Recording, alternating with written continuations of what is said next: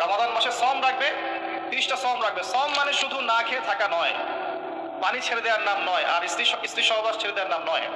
সম মানে হচ্ছে আল্লাহ পাকের যাবতীয় নিষেধকে ছেড়ে দেওয়ার নাম। সম রেখে, রোজা রেখে কেউ যদি ঘুষ খায়, জেনা করে, মানুষকে ঠকায়, মাপে কম দেয়, মিথ্যা বলে, অশ্লীল কাজ করে, তার কি রোজা হবে? যে কোনো আলেমকে জিজ্ঞাসা করেন, তার কি রোজা হবে? রোজা রেখে কেউ যদি গীবত করে, তাও তো রোজা ভেঙে যাবে। রোজা রেখে কেউ যদি গীবত করে, বেপরদায় চলে, অশ্লীল কথা বলে, গালিগালাজ করে, তাও তো রোজা ভেঙে যায়। আর রোজা রেখে কেউ যদি দুর্নীতি করে, ঘুষ খায়, সুদ খায়, তাহলে রোজা থাকবে?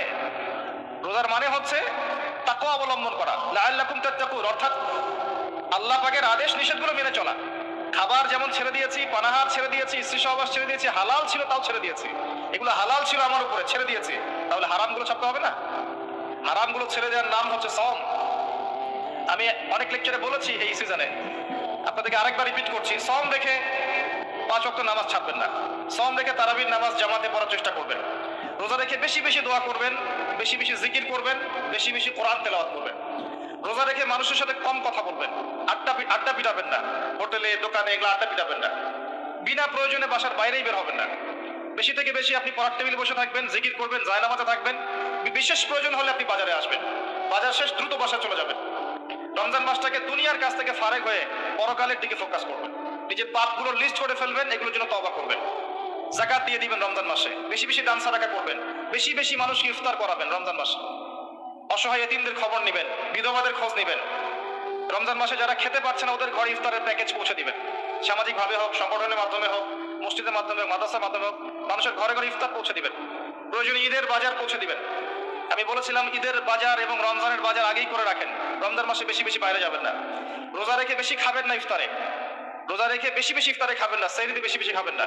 লাইলাতুল কদর পাওয়ার চেষ্টা করবেন, শেষের দশক ইতিকাফ করার চেষ্টা করবেন মসজিদে।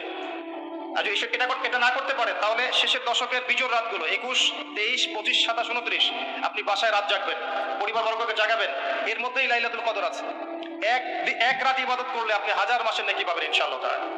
সবচেয়ে বড় কথা, এই মাসে আল কোরআন নাজিল হয়েছে। শাহরুর রমাদানাল্লাযী উনজিলা ফীহিল কোরআন, এটাই সেই মাস যেই মাসে কোরআন নাজিল হয়েছে।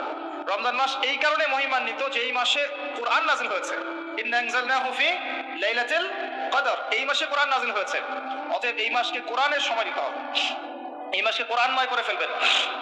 যারা কোরআন তিলাওয়াত করতে জানেন না, এই মাসে কোরআন তিলাওয়াত করা শিখবেন। যারা কোরআন তিলাওয়াত করতে পারেন, এই মাসে একবার করে খতম দিবেন।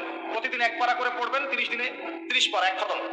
যারা হাফেজ আছেন, এই মাসে কোরআনটাকে আবার রিভিউ করবেন, চর্চা করবেন, আবার রিগেইন করবেন।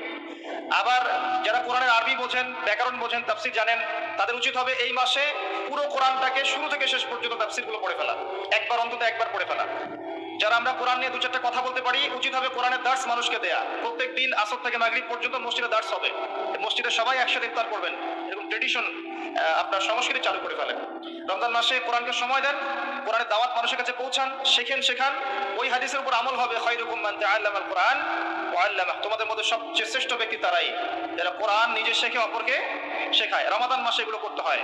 এভাবে রমজানকে উপভোগ করতে পারেন, তখন দেখবেন ঈদের দিন আপনি ফিল করছেন যে আল্লাহ পাক আপনাকে মাফ করে দিয়েছেন ইনশাআল্লাহ। কাকে আল্লাহ মাফ করবেন? এই যে আয়াত আছে কোরআনে,